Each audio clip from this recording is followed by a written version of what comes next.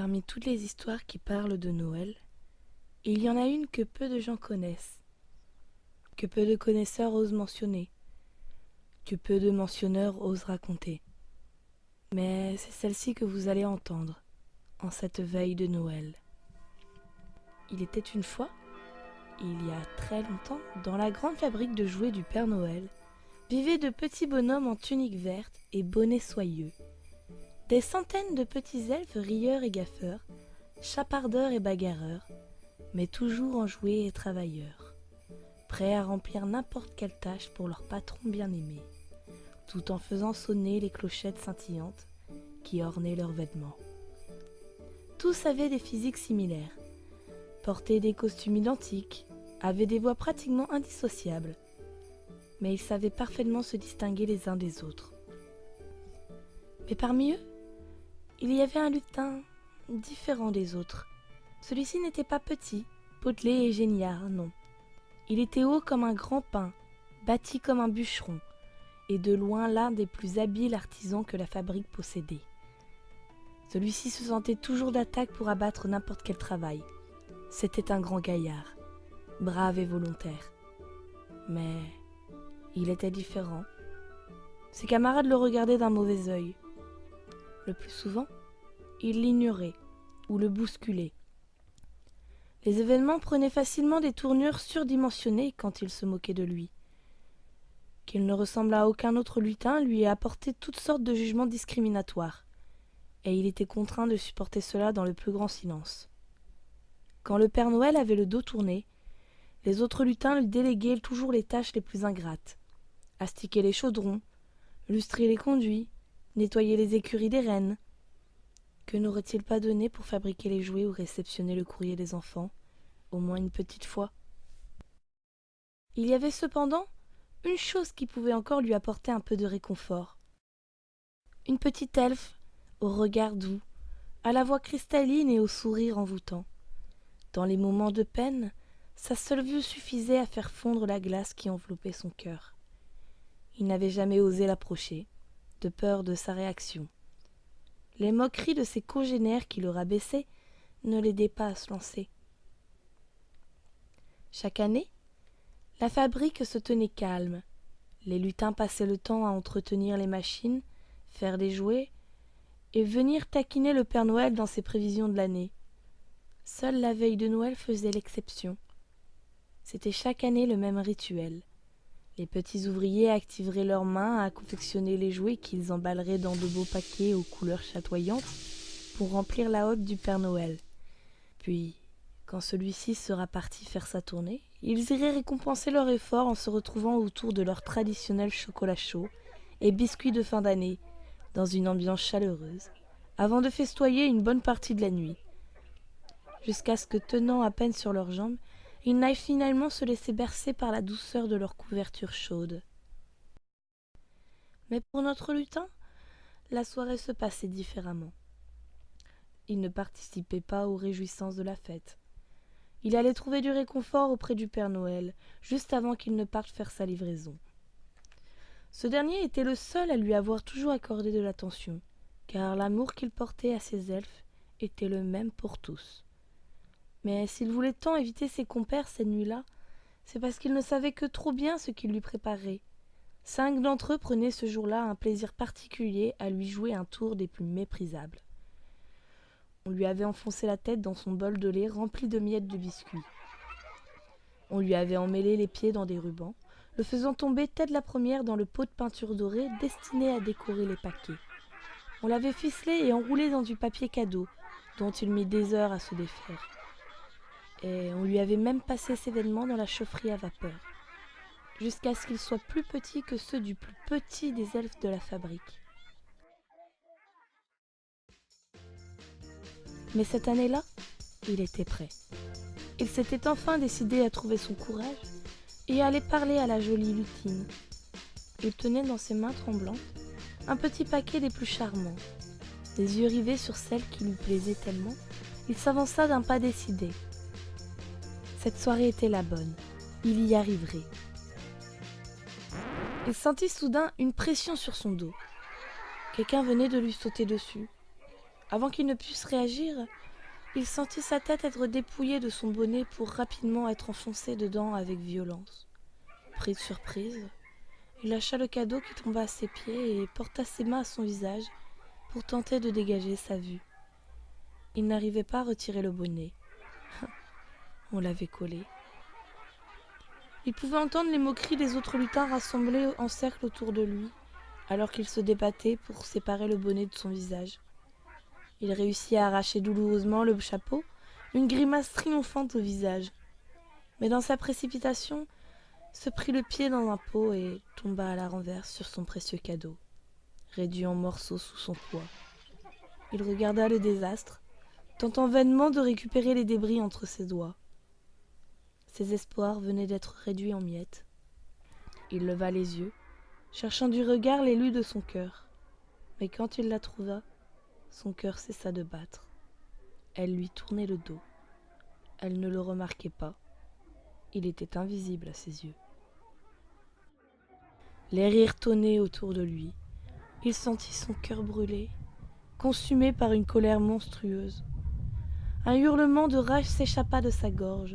Se relevant subitement, il projeta un elfe proche de lui et l'envoya s'écraser contre un mur. Ses bras ne cessaient plus d'effectuer de grands mouvements, en voyant valser les lutins proches de lui. Un mouvement de panique saisit le personnel de l'atelier. Certains tentèrent en vain d'ouvrir les portes pour s'enfuir, sans succès. Plus personne ne pouvait raisonner le lutin en furie, qui frappait à mort tous ceux qui tombaient entre ses mains. Contre sa force plus que supérieure, aucun ne pouvait riposter. En peu de temps, la salle fut remplie des corps inertes et des lutins, raides morts. Il n'en resta plus que 5, les 5 qui l'avaient provoqué. Ses yeux révulsés fixèrent les têtes tremblantes de ses anciens bourreaux. Ils étaient à sa merci. Il en attrapa un premier par sa longue tignasse noire et se remémora le sale tour qu'il lui avait joué lors du repas d'un soir, en s'avançant vers un grand chaudron de cuivre. Ça, c'est pour m'avoir humilié au réfectoire il y a 4 ans. Et après avoir dit ces mots, il le jeta dans l'énorme marmite de chocolat chaud. L'elfe était happé par les vagues du liquide bouillonnant. Les pales qui mélangeaient le breuvage écrasaient le petit être. On ne vit rapidement plus qu'une main tendue vers le ciel, avant qu'elle ne soit engloutie par la préparation. Puis, il attrapa le second par le cou. Les grelots de ses poignets provoquaient un tintement misérable, tandis que ses petits bras s'agitaient dans tous les sens, ne sachant quoi faire. L'agrippant fermement, il se dirigea vers la machine qui fermait les paquets. Ça, c'est pour m'avoir fait passer pour un bon à rien, il y a 3 ans. Et il plaqua sa victime sur le tapis roulant, cherchant à se débattre. Le lutin paniqué se prit les pieds dans les rubans, peu à peu enroulé dans les mécanismes. Irrémédiablement tiré par les engrenages, il passa dans les rouleaux de la machine qui broyèrent ses os, jusqu'à ce qu'il n'en reste plus que de petits éclats dans une mare de sang. Il saisit aussitôt le 3e, qui tentait de s'enfuir en rampant, et le traîna jusqu'à l'emballeuse de paquets. « Ça, c'est pour le voyage dans la haute que tu m'as offert il y a 2 ans !» Il envoya alors sa prise dans la machine qui se mit aussitôt en action, commençant par enrouler le lutin dans du papier cadeau. Elle mit ses ficelles en action et se mit à serrer les plus en plus fort. Le paquet se contorsionna sous la pression des ficelles, laissant échapper des petits gémissements de douleur, jusqu'à ce que le papier vert ne commence à se tacher d'un rouge sombre. Il souleva le 4e par le bras. Il ne pouvait plus bouger tant il était horrifié. Il l'emmena alors à la chaufferie. Ça, c'est pour m'avoir pris ma dignité l'an dernier. Et il referma la porte de la machine à vapeur sur lui. Ses cris de douleur se répandirent à travers les conduits de l'atelier, jusqu'à ce qu'il ait fini de cuire comme une dinde. Vint le tour du 5e, le dernier de ses humiliateurs. Observant les larmes de sa nouvelle victime, incapable de balbutier un seul mot, il l'approcha de la cuve où était réchauffée la colle pour assembler les boîtes. Le tenant par le col de sa tunique, il l'approcha de la machine et tira le levier. La colle chaude coula sur la tête du lutin et s'infiltra sous ses vêtements, lui arrachant des hurlements de douleur. La pâte brûlante se répandait lentement sur sa peau, recouvrant bientôt son visage et bouchant ses voies respiratoires. Son calvaire dura jusqu'à ce qu'il périsse, brûlé par la colle qui continuait sa course dans ses poumons. Sa sinistre besogne terminée, le lutin resta immobile, contemplant ce qu'il venait de faire. Son cœur n'était plus empli d'une rage brûlante, non. Quelque chose en lui s'était brisé. Un rictus effroyable se dessina sur son visage. De glace, son cœur s'était figé. Jamais plus il ne pourrait brûler. Il réalisa alors que le travail n'était pas terminé. Les paquets n'avaient pas été préparés. Le Père Noël attendrait que sa hotte soit chargée. Il se munit d'un outil tranchant, attrapa l'un des cadavres inertes et lui trancha la tête. Avec un soin minutieux, il la plaça dans une boîte qu'il emballa soigneusement dans un paquet rouge vif et le décora d'un beau ruban vert avant de l'envoyer au cadeau achevé. Il continua son œuvre, remplissant peu à peu le grand sac jusqu'à ce que tous les paquets soient remplis. Une fois terminé, il se nettoya des traces voyantes de son méfait et, comme à son habitude, alla voir le Père Noël à son traîneau. Il savait le vieil homme trop vieux et les machines trop bruyantes pour qu'il ait entendu quoi que ce soit.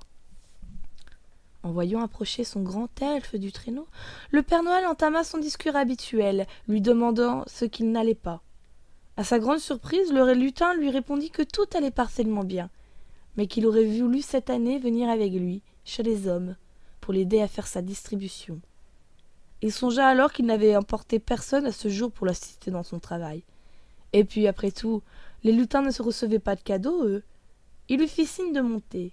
Le lutin se plaça à l'arrière, s'appuyant sur la haute remplie de ses 1000 merveilles. Puis, le traîneau prit son envol. Il se posa à proximité d'une première maison. Le Père Noël se saisit de quelques cadeaux que le lutin lui tendait, puis entreprit de passer par la cheminée. Mais soudainement, le meneur de traîneau, Rudolf, se mit à agir bizarrement. Il avait senti la supercherie. Le sens aiguisé du renne allait trahir le lutin. Il se rappela que la bête ne l'avait d'ailleurs jamais apprécié, lui donnant toujours des coups de sabot quand il venait lui brosser le poil. Le renne s'agita frénétiquement, tentant d'interpeller son maître. Mais ne comprenant pas son agitation, il lui fit signe de se calmer avant qu'il ne réveille le quartier tout entier. Puis disparut dans le conduit de cheminée. L'elfe se rua aussitôt sur Rudolf. Il pressa les mâchoires du pauvre animal qui paniquait. Il tira et tira encore pour le faire taire. Il appliqua toute sa force à maintenir ses mâchoires fermées, tant et si bien que les vertèbres du renne finirent par céder, et le cou de la bête se scinda du reste de son corps. Le lutin retomba au fond du traîneau, la tête de l'animal entre ses mains. Le corps du renne gisait sur le sol, colorant la neige alentour d'un rouge épais. Il sauta aussitôt du traîneau et s'enfuit, emportant avec lui son sinistre trophée. On raconte que durant son exil, il a vidé la tête de l'animal et la porte comme un masque sanglant. Depuis, à l'approche de Noël, il erre dans les villes et les villages, à la recherche d'âmes imprudentes.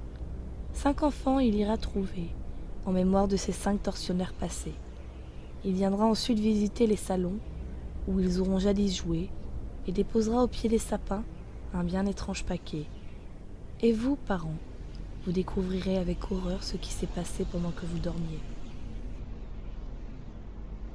Vient le vent, vient le froid, le chiffret, le gel, qui viennent dégorger